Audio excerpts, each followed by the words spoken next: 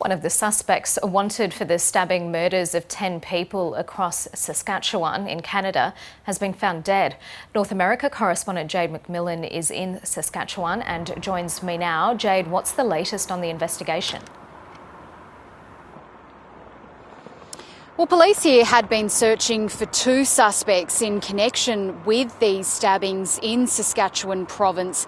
Yesterday, they had named them as 31-year-old Damien Sanderson and 30-year-old Miles Sanderson, and they had announced that both were facing charges of murder and attempted murder, and they were under the impression that both men potentially were here in Regina. This is Saskatchewan's capital. It is a city that is several hundred kilometres south from where the attacks unfolded. They've now revealed, though, that the body of the older brother, they have confirmed that these two men were brothers, that the body of Damien Sanderson has been found at James Smith Cree Nation. This is a community, as I said, several hundred kilometres from here, where those stabbings began yesterday. And at this point in time, they do not believe that his injuries were self-inflicted. So the focus of this investigation really squarely now turns to the younger brother, Miles Sanderson, and police believe that he could still be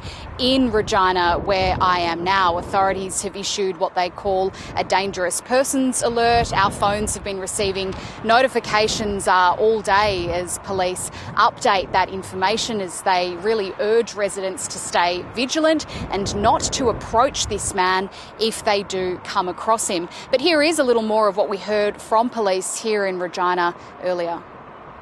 We can confirm he has visible injuries. These injuries are not believed to be self-inflicted at this point. The exact cause of death will be determined in conjunction with the Saskatchewan Coroner's Office, with the date and time for that examination to be determined.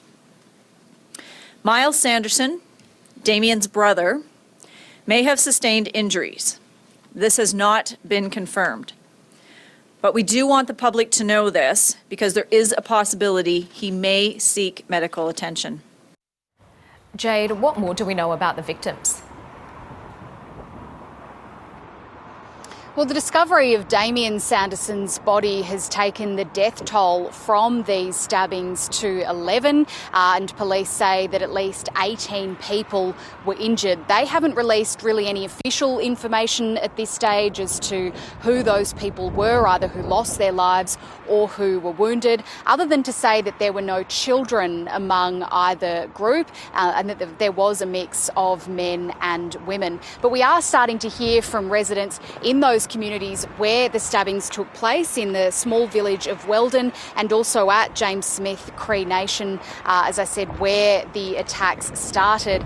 People there paying tribute to those who have been lost. They have named people including a mother of two and a 77-year-old widower. So an incredibly difficult time for those communities. The Canadian Prime Minister, Justin Trudeau, acknowledged that earlier today. He expressed his condolences and said that his government would provide people in those areas with support. This kind of violence, or any kind of violence, has no place in our country.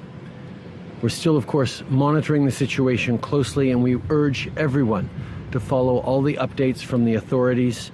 The priority is keeping you and your loved ones safe, so please be careful. So no doubt, while a really high priority for authorities here is, as I said, to support those communities where these attacks took place, police here in Regina at least are still really focused on trying to find Miles Sanderson and warning that he is, in their opinion, still dangerous. Jade Macmillan reporting.